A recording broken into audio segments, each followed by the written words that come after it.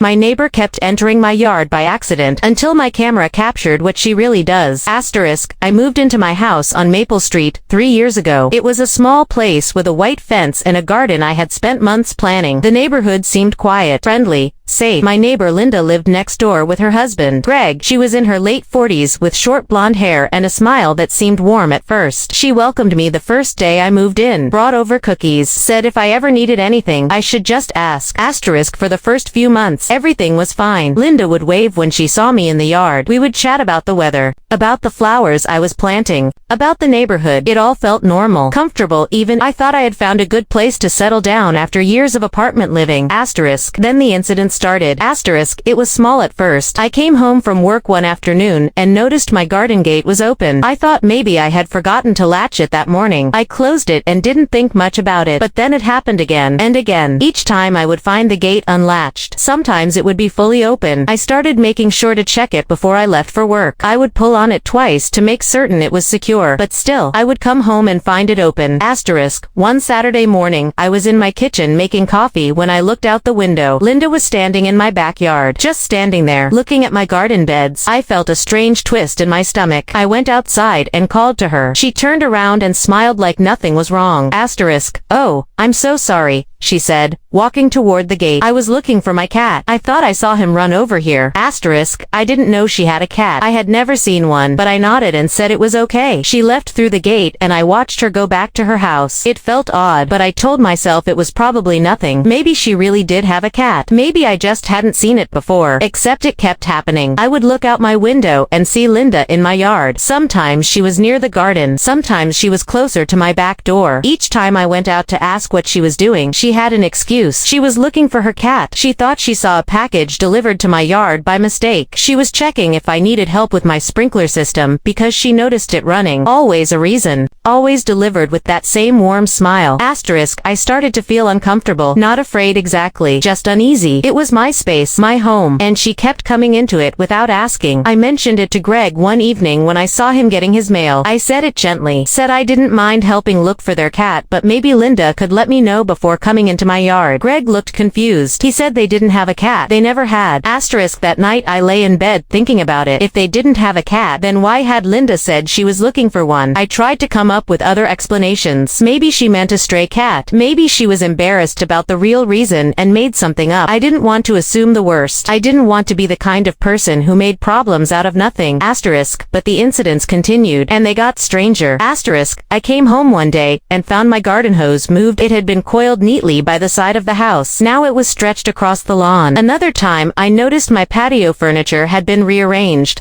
The chairs were in different positions. I started to feel like I was losing my mind. Was I forgetting things? Had I moved the hose myself and not remembered? I began to doubt my own memory. Asterisk, then I found footprints in my garden beds. Fresh prints in the soil. They were too small to be mine. I wear a size 9 shoe. These were maybe a size 7. I stood there staring at them, feeling my chest tighten. Someone had been walking through my garden, through the flowers I had planted and cared for. I felt violated, angry, but also confused. Why would anyone do this? Asterisk, I decided to talk to Linda directly. I went to her door and knocked. She answered with that same smile. I told her I had noticed someone had been in my yard, that things were being moved, that there were footprints in my garden. I asked if she had seen anything unusual. She shook her head, said she hadn't noticed anything, said she would keep an eye out. I left feeling frustrated. She hadn't admitted to anything, but something in her eyes made me think she knew more than she was saying. Asterisk, that week, I bought a security camera. Just a simple one that I could mount by my back door. I set it up to record whenever there was motion in the yard. I didn't tell anyone about it. I just wanted to see what was happening when I wasn't home. I wanted proof that I wasn't imagining things. Asterisk, the first few days the camera only caught birds and squirrels. Normal things. I started to wonder again if I was overreacting, but then on the 4th day, I checked the footage and my stomach dropped. Asterisk, there was Linda, walking into my yard through the gate. She looked around like she was checking if anyone was watching. Then she walked slowly through my garden. She bent down and touched my flowers. She moved one of my plant markers. She walked up to my back door and tried the handle. When it didn't open, she peered through the window with her hands cupped around her face. She stood there for almost a full minute, just looking into my house. Asterisk, I watched the footage 3 times. I felt sick. This wasn't about a lost cat. This wasn't accidental. Linda was deliberately coming into my yard. She was trying to get into my house. I didn't understand why. What could she possibly want? We barely knew each other. I had never done anything to her. Asterisk, I saved the footage and kept watching the camera. Over the next 2 weeks, I caught her on video 7 more times. Sometimes she would come in the morning after I left for work. Sometimes in the afternoon. Once she came in the evening just as it was getting dark. Each time she did the same things. Walked through the garden. Touched my things, tried my door, looked through my windows. Asterisk, I felt afraid. Not just uncomfortable anymore. Actually afraid. This was my home, my safe place, and someone was invading it over and over. I didn't know what to do. I thought about confronting Linda with the video, but something told me that wouldn't end well. She had been lying to my face for months. Showing her proof would just make her angry, or worse, more careful. Asterisk, I decided to go to the police. I brought my laptop with all the saved footage. The officer who helped me was a woman named Officer Martinez. She watched the videos carefully. Her expression got more serious as each clip played. When she finished, she looked at me and said this was definitely trespassing. She said I had good evidence. Clear footage with dates and times. She asked if I wanted to press charges. Asterisk, I hesitated. Part of me didn't want to make this into a legal thing. Linda was my neighbor. We had to live next to each other. But Officer Martinez said something that changed my mind. She said people who do this kind of thing usually escalate. That Linda had already tried my door multiple times. That I needed to take this seriously before it got worse. Asterisk, so I pressed charges. Asterisk, the police went to Linda's house that same day. I watched from my window as Officer Martinez and another officer knocked on her door. Linda answered, and they talked for a few minutes. I couldn't hear what was being said, but I saw Linda's face change. The smile disappeared. She looked shocked, then angry. She kept shaking her head. Greg came to the door, and the officers talked to him too. After about 20 minutes they left. Linda stood in her doorway staring at my house. Even from a distance, I could feel the anger in her gaze. Asterisk, that night I barely slept. I kept hearing noises, kept thinking someone was trying to get in. I checked all my locks 3 times. I left lights on. I couldn't stop thinking about the look on Linda's face. I had made an enemy of my neighbor, someone who lived 10 feet away from me. Asterisk, the next morning, there was a letter in my mailbox. It was from Linda. The handwriting was shaky, angry. She wrote that I had ruined her life, that I was a terrible person, that she had only been trying to be friendly, that I had misunderstood everything. She said I would regret what I had done. The letter made my hands shake. I took it to the police station. Officer Martinez read it and said it could be considered threatening. She said she would document it. She told me to keep recording everything. Asterisk, over the next few days, I caught Linda on camera for more times, but now she wasn't coming into my yard. She was standing at the fence, staring at my house, sometimes for 5 minutes, sometimes longer, just standing there. Watching it was worse somehow than when she had been coming in. This felt more menacing, more deliberate. Asterisk, I went back to the police with the new footage. They issued a restraining order. Linda was not allowed to come within 50 feet of me or my property. Officer Martinez said if she violated it, I should call immediately. She gave me her direct number, told me not to hesitate. Asterisk, the restraining order seemed to work at first. Linda stopped coming to the fence. I didn't see her outside at all. I started to feel like maybe this was over. Maybe she had finally understood. But then strange things started happening at night.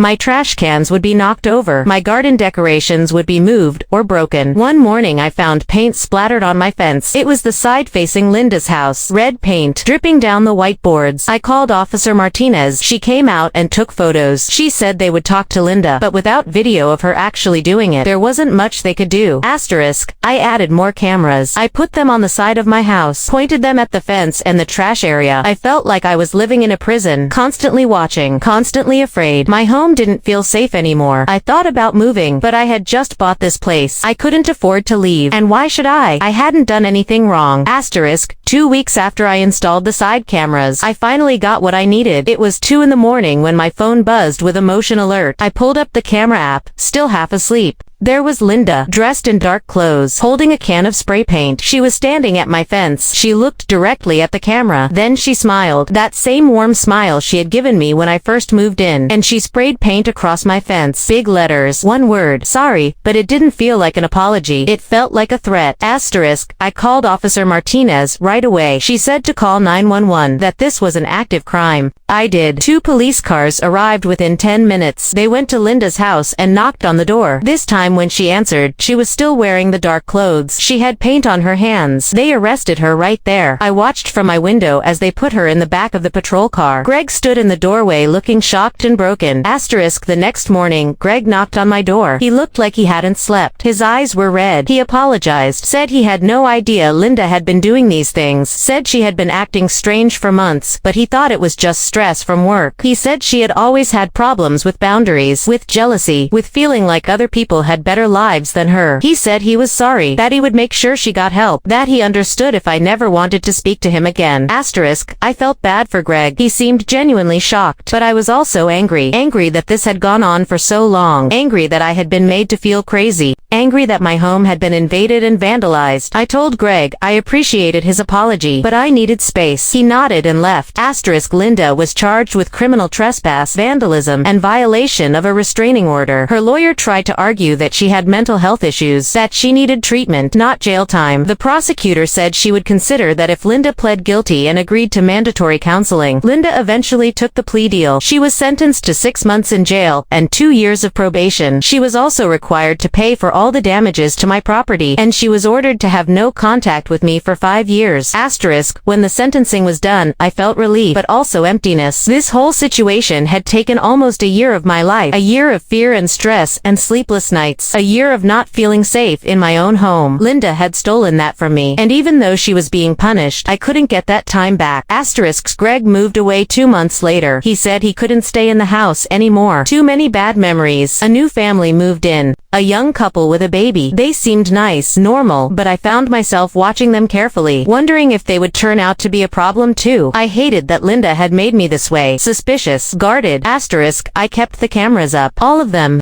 I checked them every day. I still do. Some people might say that's excessive, that I should try to move on, but the cameras make me feel safe. They make me feel like I have control. And after everything that happened, I need that. Asterisk, I learned something important through this whole experience. Trust your instincts. When something feels wrong, it usually is. I spent months doubting myself, wondering if I was overreacting, making excuses for Linda's behavior because I didn't want to believe my neighbor could be dangerous. But my instincts were right, and I should have listened to them sooner. Asterisk, I also learned that asking for help is not weakness. Going to the police felt like admitting defeat, like I couldn't handle my own problems. But Officer Martinez and the other officers took me seriously. They helped me when I needed it most, and I'm grateful for that. Asterisk, my garden has grown back. The flowers Linda trampled have been replaced. The fence has been repainted. My house looks peaceful again, but I carry the memory of what happened, the fear, the violation. I'm healing slowly, learning to feel safe again, learning to trust that not everyone has hidden motives. Asterisk, some nights I still wake up thinking I heard something. I still check the cameras, maybe more than I need to, but I'm getting better. Day by day, I'm reclaiming my home, my peace, my sense of security. Asterisk, and I hope that by sharing this story, someone else who is going through something similar will know they're not alone, that they're not crazy, that they have every right to protect themselves and their space, that speaking up is brave, not dramatic, that setting boundaries is necessary, not mean. Asterisk, what Linda did to me was wrong, but I survived it, and I'm stronger now because of it, not in the way people usually mean when they talk about trauma making you stronger. I don't think suffering is noble or necessary, but I learned things about myself, about my resilience, about my ability to stand up for myself, even when it's uncomfortable. Asterisk, I learned that home is supposed to be a safe place, and if someone threatens that safety, you have every right to defend it. You don't owe anyone access to your space or your life. You don't have to make excuses for people who cross your boundaries. You don't have to be polite when someone is hurting you. Asterisk, these are lessons I wish I hadn't needed to learn, but since I did, I'm grateful I learned them well. Asterisk, my neighbor kept entering my yard by accident until my camera captured what she really does. And what she did was violate my home, my peace, and my sense of safety for months. But in the end, the truth came out. Justice was served, and I got my life back. Asterisk, it wasn't the life I had before. It's different now. More careful, more aware, but it's mine, and I'm protecting it with cameras and locks and boundaries and the knowledge that I deserve to feel safe in my own home. Asterisk, that's not too much to ask. and it's not too much to fight for. Asterisk, the weeks after Linda's sentencing felt strange, like living in the aftermath of a storm. Everything looked normal on the surface, but underneath I was still processing what had happened, still trying to make sense of it all. Asterisk, I started going to therapy. A counselor named Dr. Ellen Reeves, who specialized in trauma and boundary violations. I sat in her office that first day and told her the whole story, from the open gate to the red paint on my fence, from Linda's warm smile to her cold stare from the police car. Dr. Reeves listened without interrupting. When I finished, she said something that surprised me. Asterisk, she said what I experienced was a form of psychological stalking, that Linda's repeated intrusions into my space were designed to make me feel unsafe and powerless, that the escalation from trespassing to vandalism followed a predictable pattern. She said many people don't recognize this kind of behavior as serious until it reaches a crisis point, just like I hadn't. Asterisk, I asked her why Linda would do this. What could she possibly gain from terrorizing me? Dr. Reeves explained that some people feel threatened by others they perceive as having something they want: a nice home, independence, peace. Linda might have looked at my life and felt resentment, envy. That resentment could have grown into obsession, and obsession into the need to exert control over me. Asterisk, it made a terrible kind of sense. I remembered how Linda had asked questions when I first moved in, about my job, about whether I lived alone, about my family. I had thought she was just being friendly, making conversation, but maybe she was gathering information, learning about me, finding vulnerabilities. Asterisk, Dr. Reeves taught me techniques for managing anxiety, breathing exercises, grounding methods, ways to calm my nervous system when I felt triggered.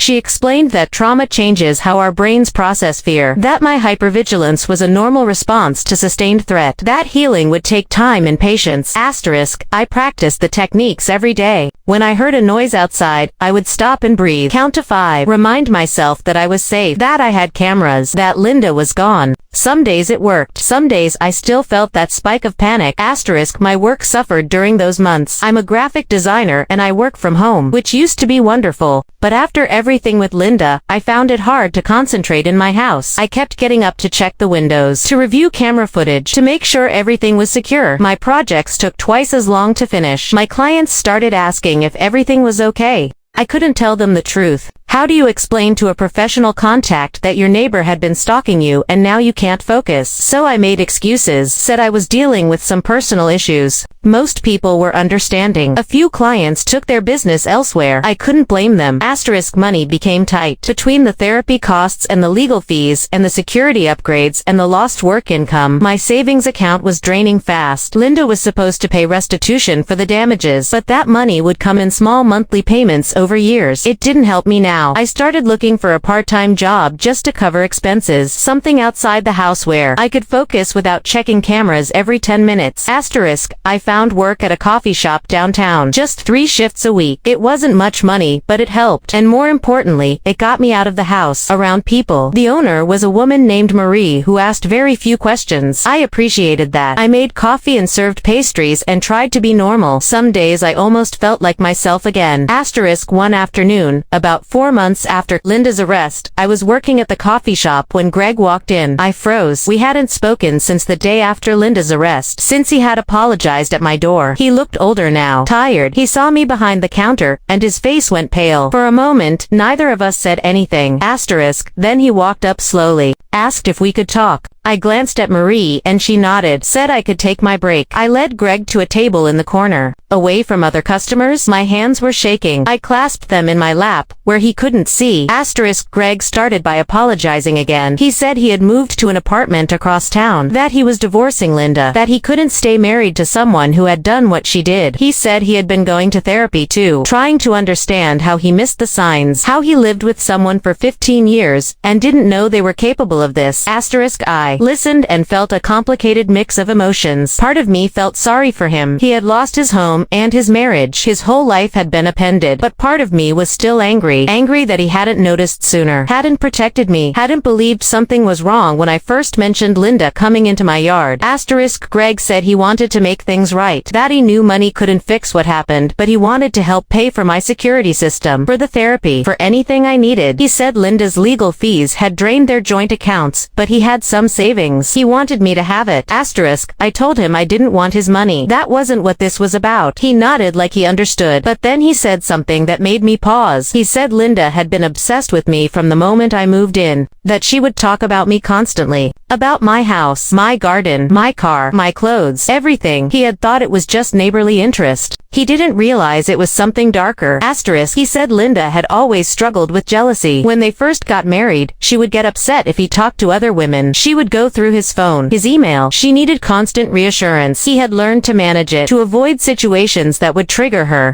to keep peace. But over the years it got worse. She became obsessed with a coworker, then with a woman at their church. Each time Greg would try to get her help, but Linda would refuse, would say everyone else was the problem. Asterisk, when I moved in next door, Linda fixated on me. Greg said he noticed, but didn't think it was serious. Linda would watch my house from their bedroom window. She would comment on when I came and went, what I was wearing, who visited me. Greg said he should have recognized the pattern, should have insisted Linda get help, should have warned me, but he didn't, and now we were both paying the price. Asterisk, I asked him why he was telling me this. He said because I deserved to know it wasn't my fault, that nothing I did caused Linda's behavior, that she would have targeted whoever moved into that house. I happened to be the unlucky one. He said he didn't want me spending years wondering what I could have done differently. The answer was nothing. This was about Linda's issues, not mine. Asterisk, we sat in silence for a minute. Then Greg stood up, said he would leave me alone now, that he just wanted me to know the truth. I watched him walk out of the coffee shop and felt something release in my chest, a tension I didn't know I was carrying. He was right. I had been wondering what I did wrong, why Linda chose me. Hearing that it was random, that it could have been anyone, that helped somehow. Asterisk, Marie came over after Greg left, asked if I was okay. I nodded and said I was fine. She didn't push, just squeezed my shoulder and told me to take the rest of the day off if I needed. I stayed though, finished my shift, went home and slept better that night than I had in months. Asterisk, the seasons changed. Summer turned to fall. The leaves on my trees turned gold and red. I spent time in my garden again, carefully at first. Then with more confidence, I planted bulbs for spring, pruned the roses, raked leaves. The physical work felt good, grounding, real.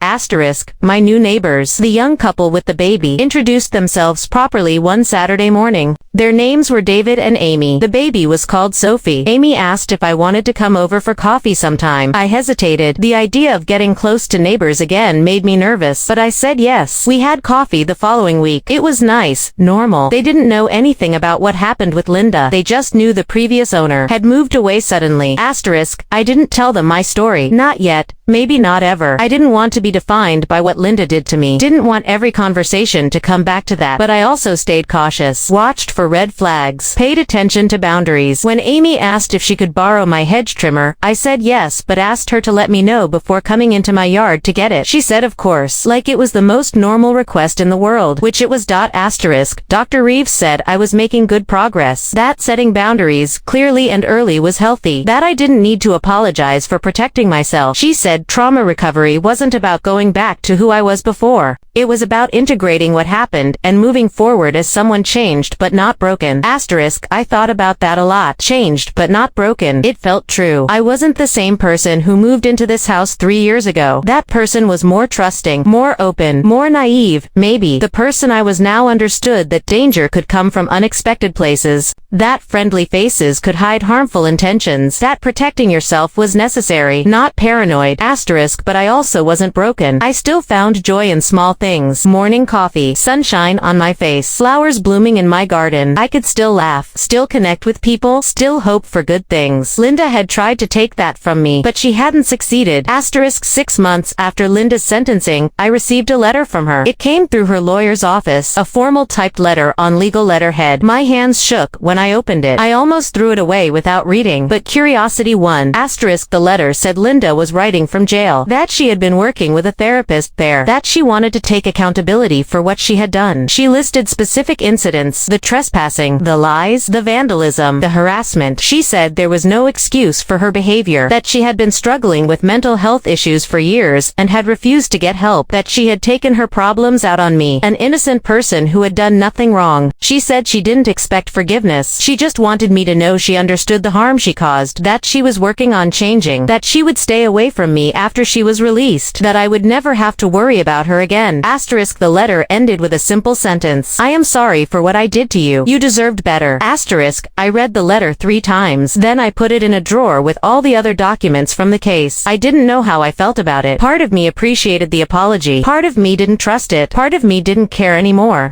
I had moved on, or at least I was trying to. Asterisk, I showed the letter to Dr. Reeves at our next session. She asked how it made me feel. I said I wasn't sure. Maybe relieved that Linda seemed to understand what she did. Maybe skeptical that people really change. Maybe just tired of thinking about it all. Dr. Reeves said all of those feelings were valid. That I didn't owe Linda anything. Not forgiveness. Not a response. Not even a second thought if I didn't want to give it. Asterisk, she said the letter was for Linda's benefit. Part of her recovery process. I could choose to accept it or not. To let it impact me or not. That was my power now. My choice. I decided not to respond. To let the letter exist as it was. An apology given. Not necessarily accepted, but acknowledged. Asterisk fall turned to winter. My first winter in the house, without fear. I decorated for the holidays. Put lights on my porch. A wreath on my door. Invited David and Amy over for hot chocolate. Marie from the coffee shop came to. We sat in my living room, talking and laughing, and it felt good. It felt like my house was mine again. Not a place where bad things happened, but a home where good things could grow. Asterisk on Christmas Eve, I stood in my backyard looking at the stars. The air was cold and clear. I could see my breath in little clouds. My garden was dormant for winter, waiting for spring. I thought about how much had changed. How much I had changed. A year ago, I was living in fear, checking cameras constantly, jumping at every sound. Now I was standing in my yard at night, peaceful, present, safe. Asterisk, I thought about Linda in jail, wondered if she was looking at stars too, if she felt remorse, if she understood the weight of what she had done. I would never really know, and I realized I didn't need to. Her journey was hers. Mine was mine. They had intersected in a painful way, but now they were separate again, as they should be. Asterisk spring came slowly.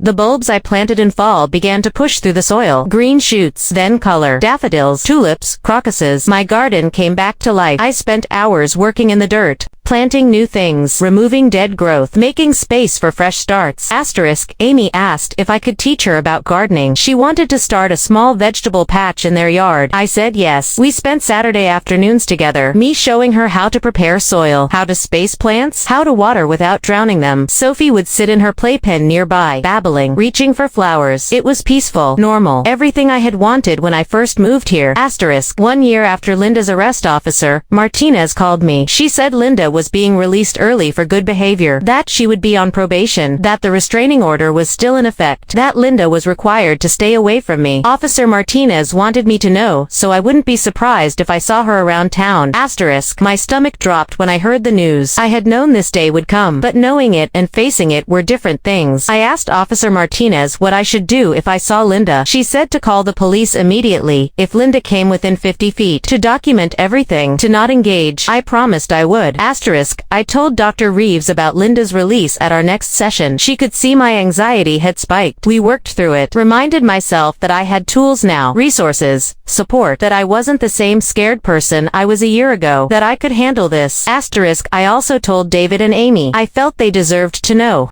In case Linda showed up, in case something happened. They were shocked. Amy asked if I wanted them to watch my house when I wasn't home. David offered to install additional cameras. I thanked them, accepted their help. It felt good to have neighbors who cared, who wanted to protect me instead of harm me. Asterisk, 2 weeks after Linda's release, I saw her. I was at the grocery store, standing in the produce section. I looked up, and there she was, 3 aisles away. She looked different, thinner, hair shorter, but it was definitely her. Our eyes met for just a second. Then she turned and walked quickly toward the exit. My heart was pounding, my hands shaking. I left my cart and went to my car, sat there breathing, counting, grounding myself. Asterisk, she hadn't approached me, hadn't violated the restraining order, but seeing her brought everything back. The fear, the anger, the violation. I called Officer Martinez from the parking lot, told her what happened. She said she would document it, said Linda was probably just as scared to see me. That didn't make me feel better. Asterisk, I drove home and checked all my cameras. Everything was fine, nothing unusual. I made tea and sat on my couch, wrapped in a blanket, trying to calm down. This was going to be my reality now. Living in the same town as Linda, possibly seeing her sometimes, having to manage that fear, that discomfort. Asterisk, but I refused to move. This was my home. I had fought too hard for it, sacrificed too much. Linda didn't get to drive me away. I would learn to live with this, to manage it, to keep building my life despite her presence in the world. Asterisk, Dr. Reeves said, I was right. That running wouldn't solve anything. That I needed to find ways to coexist in the same space without giving Linda power over me. She said that was the final stage of healing. Not forgetting what happened. Not pretending it didn't hurt, but refusing to let it control my future.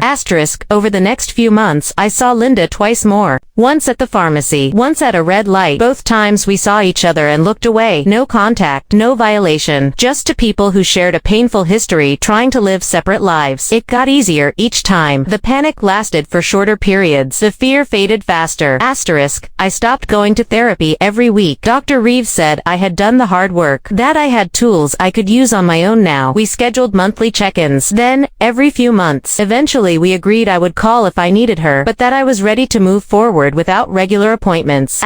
My work improved. I took on bigger projects. My income stabilized. I paid off the debt from the legal fees and security upgrades. Started saving again. I even took a weekend trip to the coast. My first vacation in over a year. I stood on the beach and listened to the waves and felt free. Truly free. For the first time since this all began. David and Amy became close friends. We had dinner together every few weeks. Celebrated birthdays and holidays. Sophie started calling me aunt, and it made my heart full. I told them the whole story eventually. One evening, over wine, they listened without judgment, said they were glad I was okay, that they were lucky to have me as a neighbor. I felt the same about them.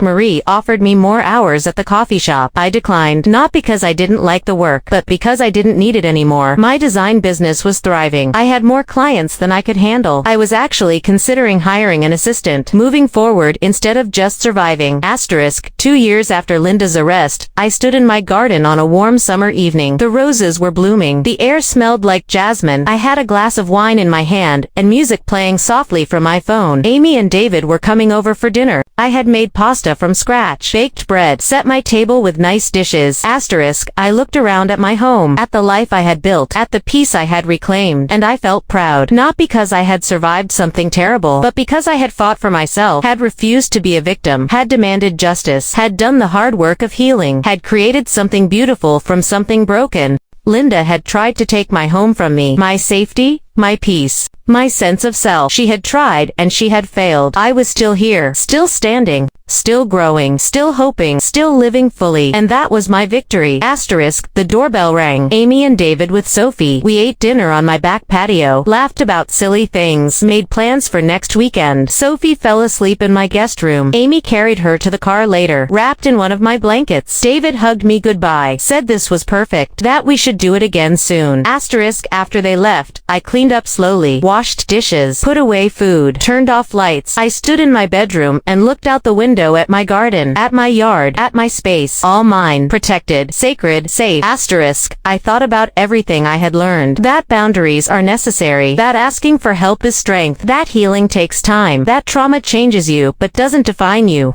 that home is worth fighting for, that you deserve to feel safe, that justice matters, that people who love you will support you, that you are stronger than you think.